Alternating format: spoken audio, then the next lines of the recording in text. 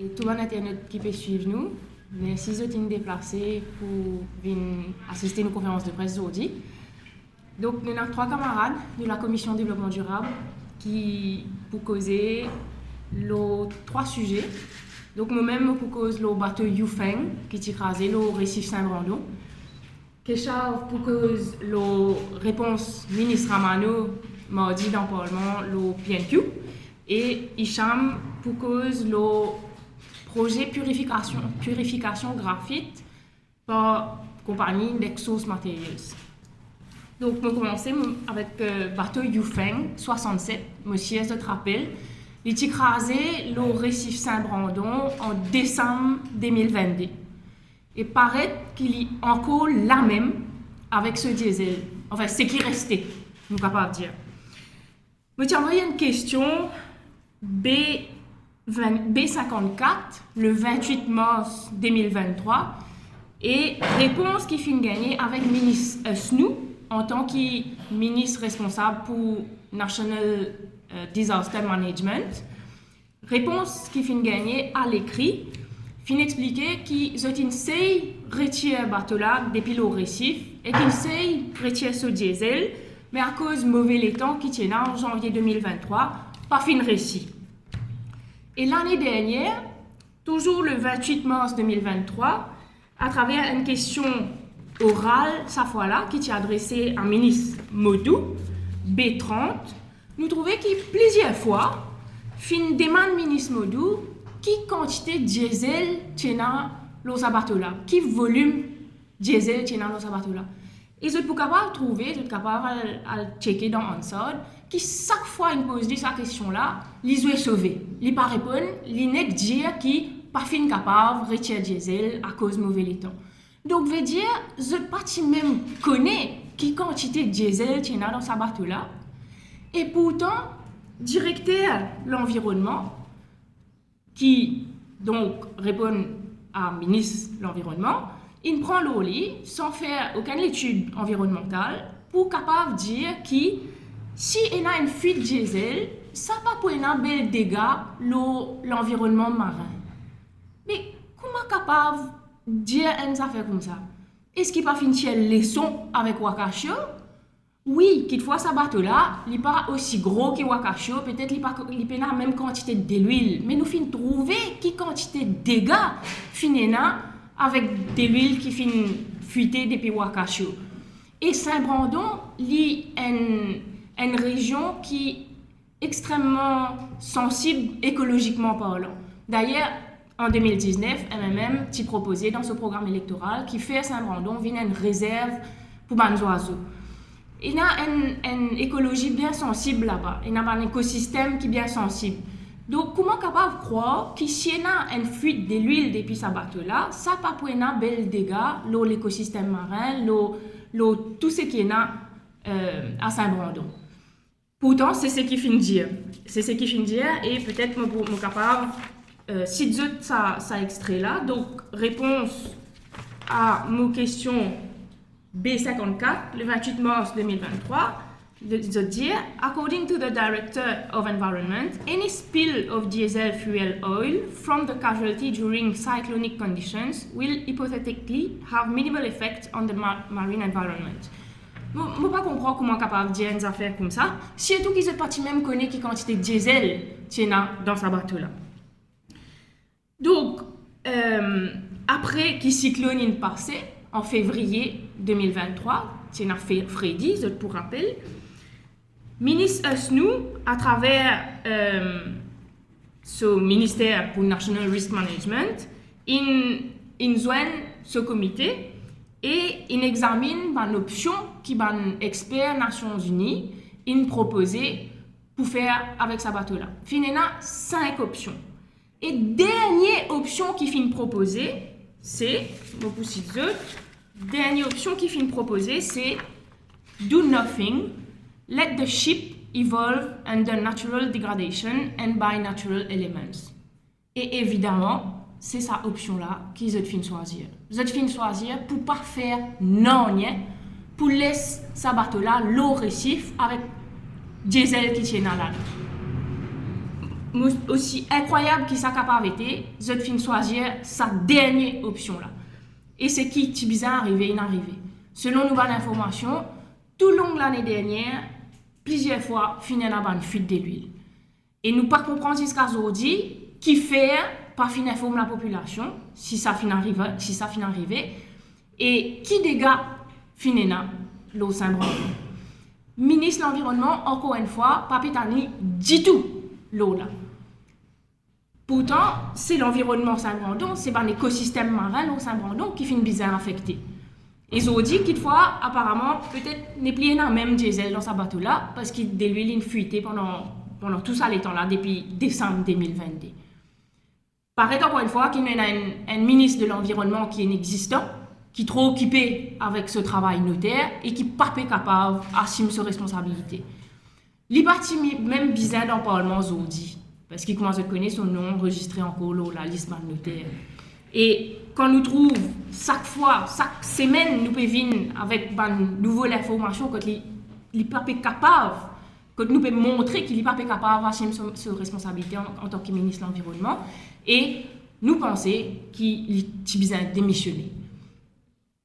Je pourrais répondre à une question, là, s'il y en a après. Je passe la parole tout de suite à Kessar, qui pourrait venir le PNQ, qui ministre Amano, une réponse mardi dernier dans le Parlement. Merci, Joanna. Bonjour, tout le monde, camarades de la presse. Et dans sa réponse à PNQ mardi dernier, le ministre de l'Environnement, ministre Amano, peut dire qu'il jamais lit ou bien ce ministère fin objecté qui un ONG ou bien un aggrieved person faire appel d'une décision pour donner un permis IAE. Mais ce que le ministre Amano pas vient dire, qui depuis qui MSM dans le gouvernement, je finis systématiquement attaque pas juste l'environnement, mais aussi droit environnemental et droit ban citoyen pour protéger l'environnement. Finina une série d'amendements à la loi. D'ailleurs, les mêmes reconnaissent qui fin sens section 54 sous-section 2 dans Environment Protection Act de 2002 pour restreindre la possibilité pour faire appel et pour qui, soi-disant, évite de perdre le temps. Donc, en d'autres mots, les PPME de promoteurs font le développement plus rapidement, plus vite. Fin aussi, raccourci le délai pour faire commenter le rapport et aussi pour capable faire appel d'une décision pour donner un permis IAE. Bizarre rappel qui finit aussi l'amendement à Local Government Act à travers section 35 du Finance Bill 2020-2021 pour restreindre la notion de aggrieved person pour qu'ils saisissent un promoteur qui est capable faire appel devant ELAT, Environment and Land Use Appeal Tribunal, s'il refuse de donner un BLUP. Alors qu'en réalité, n'importe qui citoyen est capable de faire appel devant ELAT, s'il trouvait qu'il y a une décision administrative peut affecter lui socialement ou bien environnementalement. Donc, d'un côté, nous trouvons droit ban citoyen pour agir pour protéger l'environnement de plus en plus restreint, et que de l'autre côté, nous trouvons qu'il y a de moins en moins de projets qui soumettent à l'obligation de faire une étude environnementale, une IAE. Comme on a déjà dit, il y a une grosse lacune sous Environment Protection Act de 2002, qui malheureusement pas fini rectifié sous Environment Act 2024, c'est-à-dire un projet qui a moins de 50 unités, pas nécessaire de faire une étude sur l'impact environnemental, même si le projet-là peut faire à moins de 100 mètres du high watermark. Un exemple en ce moment même, c'est le projet Maradiva et Sens qui peut faire à Volmar, Je vous rappelle que Maldives fin gagne 650 millions de roupies avec la MIC dans le cadre de réhabilitation, soi-disant, faire villa de luxe, 8 appartements, 2 penthouses, Pévan une villa à 150 millions de roupies.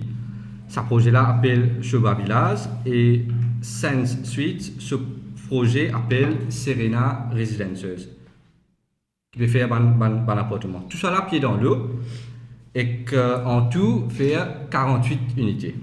10 antiquités moins que 50 unités, tactiquement par là, et malgré l'impact qui sont capable de le littoral et l'érosion, pas peut faire aucun environmental impact assessment.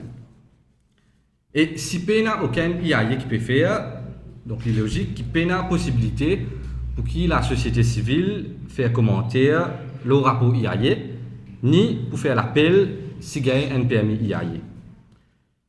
Environment Act 2024 fait que voter dans le Parlement et que le ministre Ramano tient à l'occasion pour rectifier tout ça, les lacunes qui nous fait mentionner là, et aussi pour vers la notion de locus standi. Mais il pas fin faire il fin choisir pour ranger du côté de promoteur dans place défendre l'intérêt de la population.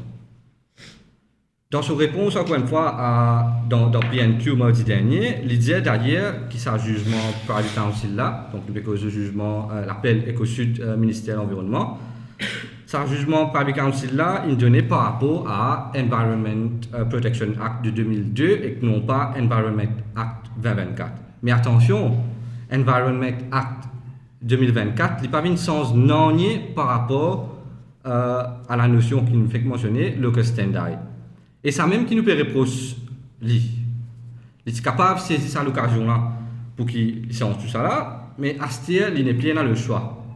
De toute façon, à la lumière de sa jugement là, il besoin rectifier et enlève les mesures contraignantes qu'il maintenait dans Environment Act 2024 qui fait passer le droit des citoyens pour protéger l'environnement. Ce qui encore plus choquant, non seulement il n'a pas fini de rectifier dans le niveau de la loi, mais il finit aussi substituer lui-même à un promoteur pour maintenir le statu quo en faveur du promoteur. C'est-à-dire pour continuer à maintenir la difficulté pour les citoyens. Dans le Parlement, de sa réponse à la PNQ, nous finissons aussi tenir cause très fièrement du Environment Stewardship qui finit maintenir dans Environment Act 2024. Mais il fait rien. Comment nous sommes capables d'agir comme gardiens de l'environnement si un droit, un citoyen pour agir, pour défendre l'environnement, est systématiquement restreint? Et si ce n'est pas une ONG qui est un citoyen qui défend l'environnement, qui s'en a pour faire? Je me rappelle, le fois là, camarade Johanna Tizeli, il est évident que l'environnement n'est pas capable de défendre par lui-même. Donc, ce n'est pas pour rien en tant qu'il y a une population responsable, nous avons le droit pour capable de défendre l'intérêt de l'environnement, l'intérêt de nos pays. Donc, heureusement, fin est dans ce jugement du Private Council là, qui amène un espoir, et bien dire que le ministre Ramano fait rien quand il peut taper sur l'estomac pour lui dire qu'il est content qu'il finisse dans ce jugement là. Parce que s'il fait appel de la décision de la Cour suprême, évidemment, c'est parce qu'il a envie un résultat inverse. Non pas ce qu'il peut dire à ce là. Mais à ce heureusement, ONG, en tant que porte-parole, citoyen et pour l'environnement, capable d'objecter à un développement, à un PMI IAE qui est néfaste pour l'environnement. Et ça, extra important. Parce que nous avons une crise écologique sans précédent et que nous avons une zone écologiquement sensible, même nous avons un meilleur allié pour faire face à une conséquence réchauffement climatique. Nous rappelons aussi que MMM nous signataires du manifeste en faveur de un SR Bill, Environmentally Sensitive Area. Et dans cette réponse, encore une fois, à PNQ, mardi, nous finissons apprendre à travers le ministre Amano qui encore péréguette le draft qui fait en 2009. Donc, ça montre nous à quel point je peine à volonté pour protéger les ISS malgré l'importance qu'ils ont. Et aujourd'hui, n'est plus capable de faire ce qu'ils nous envie à cause des conséquences du réchauffement climatique de plus en plus visibles. Et ça peut affecter les gens qui sont plus vulnérables en premier. À cause du ministère fin faire appel décision de la Cour suprême, fin perdre beaucoup de temps. Et pour perdre encore beaucoup de temps, à cause ça, puis retourne devant ELAT, devant ELAT. D'ailleurs, nous déplorons le fait que le ministre Amano reset responsabilité là, l'eau et l'acte. Nous trouvons qu'il y a un ministre de l'Environnement inexistant, qui n'est pas intéressé même pour défendre l'intérêt de la population et qui peut-être, comme Johanna Finziali là, qui est trop occupé avec ce travail notaire. Donc pour nous, le ministre Amano, bizarre démissionner. Je passe la parole à Hicham qui propose le projet purification graphite dans le pot. Merci Johanna. Merci à mon camarade de la presse qui l'a aujourd'hui pour nous conférence de presse.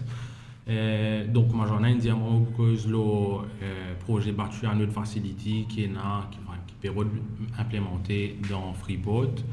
Juste pour nous faire un petit récap rapidement pour man dire qui peut nous. Le projet c'est quoi? Donc Nexo Solutions c'est une compagnie qui est spécialisée dans purification graphite. Graphite lui-même qui est un élément essentiel dans construction, fabrication plutôt de batteries électriques qui a notamment pour l'auto électrique. Donc ça les graphite là il peut servir beaucoup de procédés industriels qui sont très toxiques et il peut servir énormément de l'eau, énormément courant pour opérer dans l'eau du territoire. Johanna, avec mon poste travailliste la dernière fois, suite à la PNQ qui s'est posée le 25 juin, tu fait une conférence de presse que tu t'expliques bien en détail qui m'a danger, qui m'a implication, qui ça projet là capable de l'eau pour lui, l'eau la vie et aussi l'eau l'environnement. Donc je peux inviter regarde sa conférence de presse là si j'ai envie plus de détails là. Mais mon point que j'ai envie de faire, c'était surtout la procédure qui amène à ce projet-là et qui amène surtout à sa PNQ-là. Toute la procédure qui est entreprise par le gouvernement pour capable faire que ce projet-là possible dans Maurice. Donc, comme on fin dit dans PNQ, il est assez étonnant que l'année dernière, dans le Finance Bill, le gouvernement change la loi pour que cette activité donc de purification de graphite puisse être possible dans la zone Freeport. Donc ça finit passer en juin 2023 et puis moins de 2 mois après, c'est là que Nexo apparaît l'eau Maurice et propose ce projet de purification de graphite. Donc ce projet-là initialement il se faisait l'eau Jinfei. Mais en habitant l'endroit habitué tombeau fin soulève un tollé et je suis parti d'accord que ça l'usine là implémente dans l'endroit justement parce qu'il y a une implication l'environnement l'environnement qui est terrible. Donc c'est pour ça que le projet là pas final de l'avant l'eau Jinfei et ça l'année là Nexos donc il revient à la charge en avril pour proposer qui projet là qui se fait projet là dans Freeport area, donc dans un terrain qui est détenu par MFD. Ce qui est étonnant en fait dans réponse qui Pramit Jagannath a donné dans ce PNQ, c'est qu'il dit lui-même que MPA pas d'accord pour qui ce projet-là fait là-bas. Je dirais que le land use que cette période implémente ce projet-là n'est pas suitable pour une usine graphite. Et donc ça fait que nous peut demander nous qui fait dans sa réponse il peut persister pour dire qu'il peut besoin passe ça projet là pour besoin passer l'étape IAE parce que pour nous si le projet là pas capable de faire dans Freeport il passe servir une année qui nous fait un IAE pour être capable de l'avant. D'ailleurs, MPA a un communiqué cette semaine-là, donc le 10 juillet, que vous venez de dire, vous ne parlez pas la presse et en ligne, mais vous ne pouvez pas lire après, que vous venez de dire qu'il y a une misinterpretation of land use, donc dans le communiqué de presse qui finit sorti par Nexos, MPA dit qu'il y a une misinterpretation of land use et qui within the port area, which is il n'y a pas une place dédiée pour faire ce projet-là. Donc ça c'est un. Et puis dans un communiqué qui Nexos finit aussi tiré, vous êtes bien dire que normalement vous êtes dans une constructive consultation avec la MPA with regard to the site and proposed activities. Et MPA ici vient dire que c'est faux. Qu'ils n'ont aucune communication avec Nexos, qu'ils n'ont aucune négociation, qu'ils n'ont aucune pour parler avec Nexos pour trouver une solution pour ça. Donc clairement, la compagnie là avec menti, mais nous trouvons une affaire récurrente à ce là, tout un gros projet comme ça, que souvent la compagnie paie un terrain, comment pour correct cela, et là, la compagnie là pas en négociation avec MPA, et nous trouvons là qui clairement, je ne peux pas comprendre comment qui fait dans sa réponse à la PNQ par Jagnat, il vient dire qui nous pour guetter si par IA là passé, il peut laisser la place, je pense à Kaviramano pour qu'il deny ça IA là, mais malheureusement Kaviramano encore peu boire du sang par drôme et va comprendre aucune action l'eau ça posé là. Je ne peux pas comprendre qui fait nous attendre plus que ça, par Jagnat aussi peut agir d'une façon irresponsable en tant qu'un premier ministre, il connaît que ça posé là, peine à se place ici, il ne pas comprendre qu'il est libertin pour mettre un stop à ça, il n'a aucune autorité, je pense d'après moi. Donc, là, encore une fois, pour répondre à tout un point qui mon camarade indien avant moi, il arrive pour qu'Avir Ramano soit, il commence à faire ce travail, mais il ne pas croire, ou alors y aller. Donc, nous aussi, nous commençons, nous tous demandons ce démission. Donc, voilà. Merci, Hicham. Voilà. Nous pensons, à travers ça, 3 points qui nous finissent de développer là, et bien sûr, il y en a beaucoup les autres, mais capable de trouver qui, contrairement à ce qu'ils ont pu dire dans le gouvernement, protection de l'environnement n'est absolument pas une priorité. Qu'il y à travers ce qui me fait que dire pour Barto Yufeng, quand je choisis la dernière option qui t'est recommandée, quand je choisis pour laisser Barto le récif avec ce diesel, qu'il y a à travers décision pour faire appel de la décision de la Cour suprême et pour maintenir statu quo, maintenir une mesure contraignante pour les citoyens pour qu'ils soient capables de faire appel à une décision pour donner un permis IAE, qu'il y a à travers décision pour permettre à une compagnie qui utilise un produit extrêmement toxique pour l'environnement et qui peut avoir des déchets polluants. Tout ça, une décision qu'ils ont pu prendre là, bélial à l'encontre de la protection de l'environnement. Et donc, nous pouvons terminer là et nous pourrions dire encore une fois que sans ministre de l'environnement là, pas capable d'assumer cette responsabilité, vaut mieux aller faire ce travail notaire full-time parce que nous besoin un ministre de l'environnement full-time. Voilà, si c'était une bonne question. L'état Batola, Zodi, il y a encore là-bas, il y a encore le récif. Et comment me dire, selon nos bonnes informations, il y a plusieurs fuites de l'huile. Depuis décembre 2022, il est là-bas avec ce diesel. Il est là-bas, mais c'est un diesel là-dedans, qu'il faut Zodi n'est plus un tellement fini na fuite. Alors, elle a fait peut-être nous capable d'ajouter, mais tu as envoyé une question là, justement. Pour mardi, il n'est pas fini de passer à l'oral, malheureusement, mais je fin une confirmation avec l'assistant Clark qui, normalement, il a l'obligation, selon Standing Orders, le ministre là, il a l'obligation de donner une réponse écrite.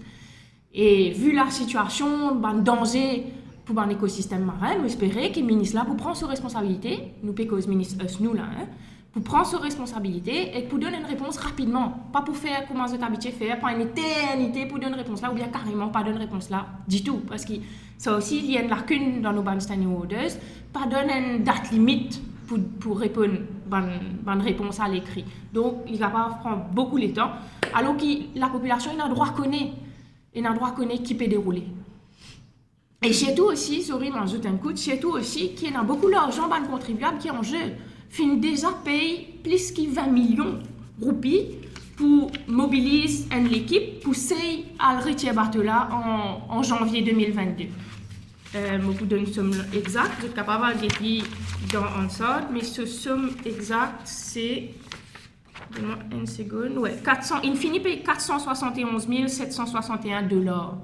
Donc plus que 20 millions, on fait 22 millions à peu près. Et il reste encore 463 197 $ qui bisent à payer. Et ministre Modou, donc à l'époque, on peut dire mars l'année dernière, 28 mars l'année dernière, ministre Modou, tu dis qu'il peut faire tout pour qu'il propriétaire bateau ou bien gouvernement taïwanais rembourse ce qui finit déjà payé, rembourse 20 millions là. Donc dans mes questions qui m'ont envoyées, je finis de demander aussi est-ce qu'il finit rembourser ça? Le contribuable a le droit de connaître qui peut faire avec cette casse. Donc, j'espère qu'il n'est pas pour prendre une éternité pour donner sa réponse. Et c'est pour ça qu'ils ont dit aussi, nous pouvons venir mettre ça devant la population et qu'ils nous pouvons demander, venir donner l'information. Vous avez le droit de connaître. Il y a le rôle aussi de l'armateur aussi dans tout ça incident. Quand il change de bateau, il change de propriétaire, à un certain moment, quand il n'a pas besoin. Je crois par rapport à l'assurance. Oui, mais c'est avec propriétaire qui se tient en oui. contact. Oui, c'est le propriétaire qui se tient en contact et ministre Modou, il dit clairement qu'ils ont fait tout pour que le gouvernement taïwanais et le propriétaire remboursent les frais qui finissent faire. Donc, ça extrait là, mais pas gagné. Pas grave. Le projet hôtelier, le continuer, le projet immobilier, voilà. Il n'y a pas de continuer le projet. Qui projet? Le projet continue. Maradiva ou bien qui projet? Parce qu'il y a une cause plusieurs projets là. Oh, le projet dans Point Destiny. Oui, effectivement, ça aussi, on vient là dans ce PNQ pour dire que le ministre est capable de demander un stay order, mais encore une fois, nous finissons trouver que le ministre là a une cette responsabilité, l'eau éco-sud, l'eau ban ONG, dire qu'il éco-sud pas fin de demander un stay order. Donc, encore une fois, nous sommes capables de poser la question, mais qui c'est si nous avons un ministère de l'Environnement, si chaque fois, ils ont cette responsabilité, l'eau ban ONG, pour faire ce travail qu'il est bien fait.